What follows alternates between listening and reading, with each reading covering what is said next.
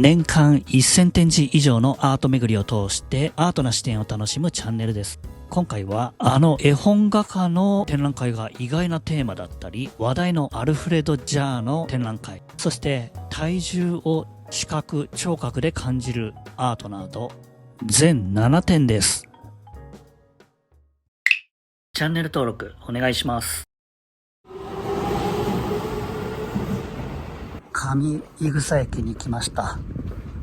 どこって感じだけど、初めての美術館へ行ってみます。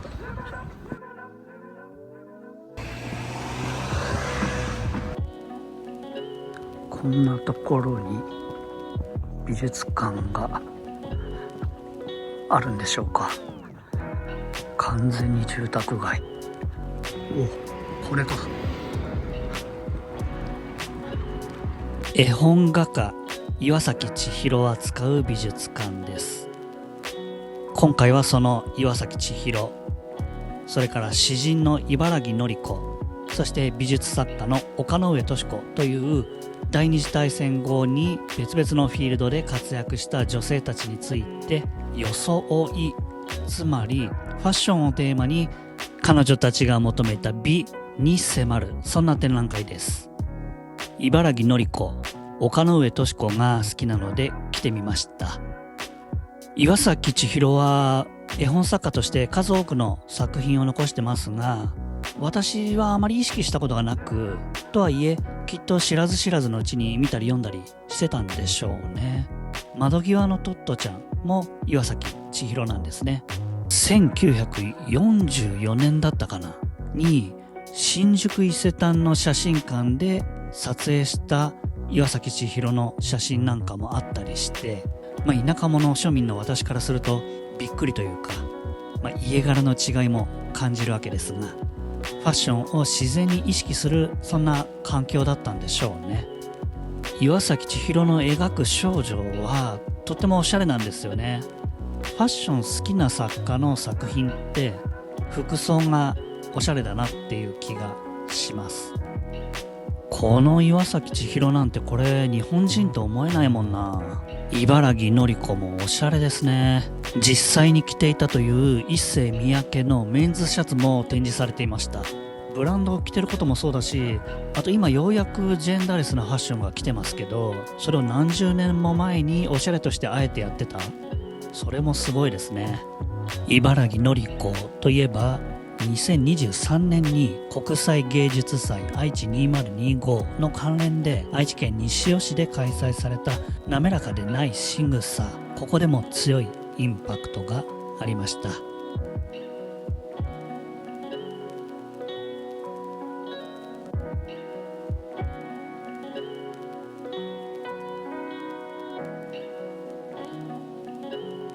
同じく詩人の谷川俊太郎が撮ったポートレートを使い続けたそうで、それを真似るっていう作品もその芸術祭滑らかでない仕草にありました。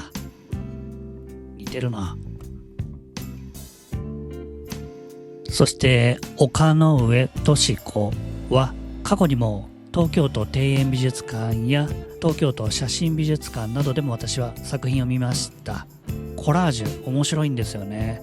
海外ファッション誌を素材にしてコラージュしていって、コラージュにありがちなポップさやカオスさよりもおしゃれで、しかも品があるような世界観、そんな中でも女性の生きづらさなどを表現していて素敵です。今回展示された中の一つ、海のレダは本人が一番好きな作品で、女性は生まれながらにして順応性が高いと言われるけれども、それでも何か変わっていく時には苦しむことがある、その苦悩を表現したかったということです。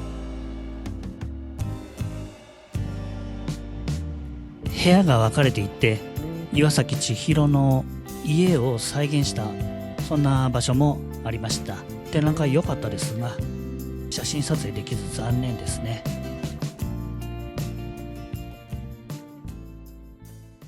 絵画、コラージュ、そして詩、それぞれ異なる分野の3人、ただおしゃれを楽しんでるっていう共通点がある。その当時の女性でそういうセンスや余裕があるというのはとても興味深いです。やっぱり茨城のり子の詩が刺さりますね。彼女が少女時代に過ごした愛知県西尾市は私の地元のすぐ隣なんです。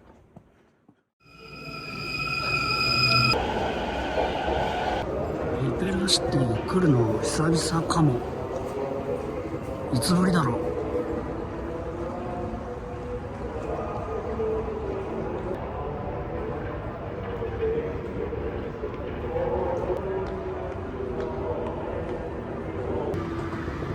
今までも結構あちこちでアルフレッド・ジャーの作品見てきたんですが、今までで一番大規模かな。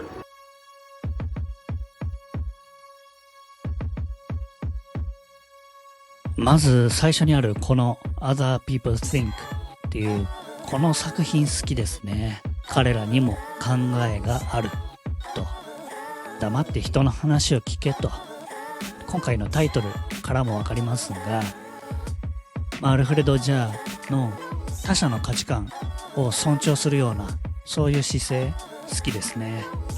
人それぞれいろんな考え方価値観があるということですね。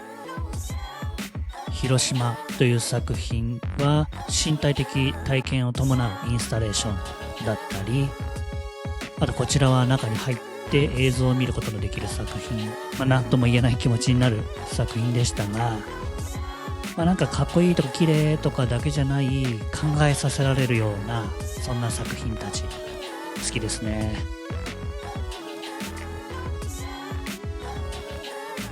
このね、日本に対するアメリカの影響を感じるような作品もインパクトあります。こちらは以前中目黒とか何か所かで見た、鑑賞者が1枚ずつ持ち帰るという作品で、写真は撮るものじゃなく作るものだとあります。作るものであるからそれが現実とは限らないっていう捉え方もできるし、なんとなく今回私は顔写真の加工アプリを持ってニヤニヤしちゃいました。他にもここで紹介してない作品多数あります。2026年3月29日まで開催。 ICC の方が18時に閉まっちゃうんで、ちょっと先にそっち行ってから戻ってコレクション展を見ます。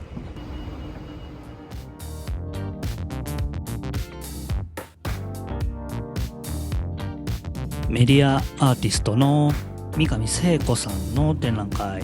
これは、私たちが普段無意識でいる重力について視覚化し、さらに音でも感じられる、そんなインスタレーション、インタラクティブなこういう作品面白いですよね。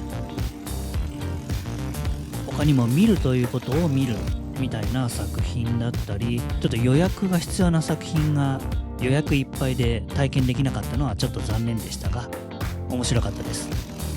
2026年3月8日まで開催中です。これはここに常設の作品ですね。他の作品もここ面白いです。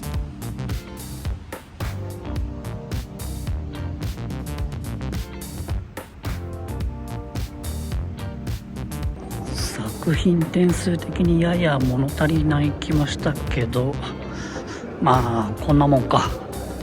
さて、オペラシティアートギャラリーに戻ってコレクション展の方見ます。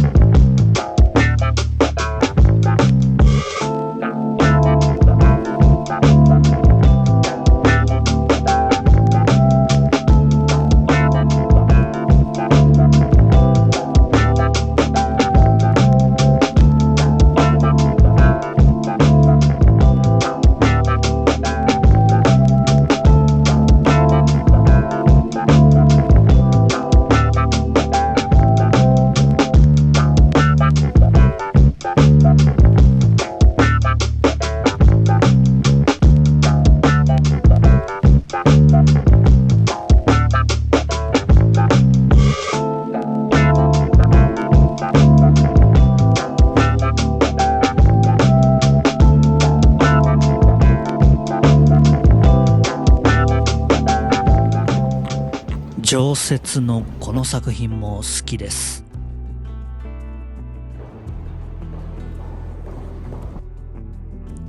対になってるんですよね。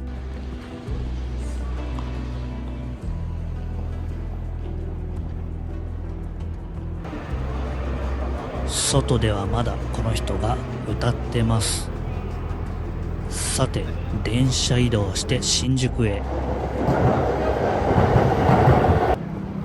お腹すいたけど、もうちょっと後巡りします。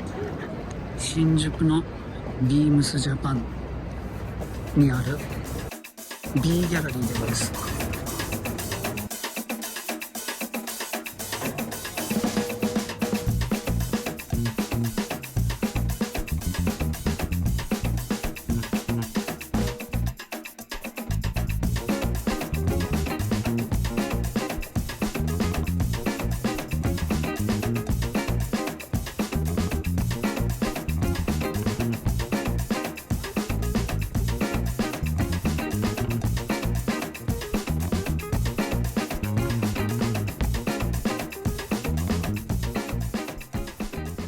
さて、この日の最後のアート、伊勢丹新宿2階伊勢丹ザスペースに行きます。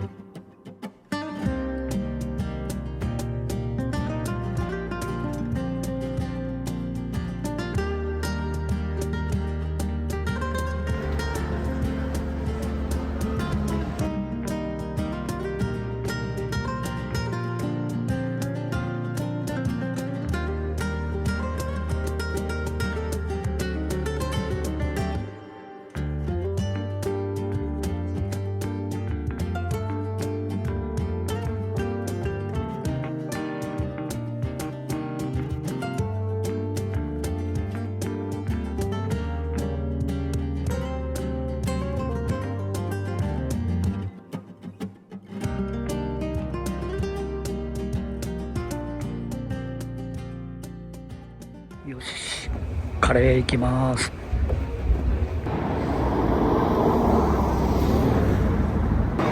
うわー、カレーに来たけどとんかつもいいな。いやでも初子貫徹カレーか。新宿にはたくさんカレー屋さんあるんですが、今回こちら評価が高いんですけど、来たことなかったんでここに来てみました。フィッシュカレーをメインに選んで3種コンボにしたら豆カレーとキーマカレーがついてくる、そんな感じです。このドンとあるのが魚のフライですね。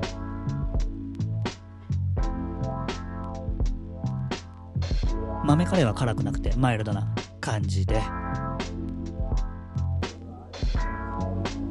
フィッシュカレーもなんか味がやや薄いのかな。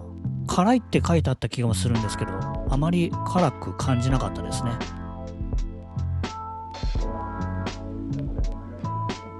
キーマカレーの方が味の濃さも辛さもある気がしました。すごい評価高いんですけど、ちょっと私の口には合わなかったかも。いや、これとんかつと迷ったせいなのかな。私にとっては味が薄く感じたところもありましたが、ただ皆さんが食べたらきっと美味しいんだと思います。キーマカレー結構好きな感じでした。で、あとなんか雰囲気が結構綺麗な感じでしたね。今回のアート巡り、どれが気になりましたか？私は千尋美術館初めて行けたの良かったです。あとやっぱりアルフレド・ジャー素敵でした。他にもたくさんの動画上げてますんで、ぜひチェックしてみてください。この動画が面白かったっていう方はぜひ高評価ボタン、そしてまた次も一緒にアート巡りできるようチャンネル登録もお願いします。す。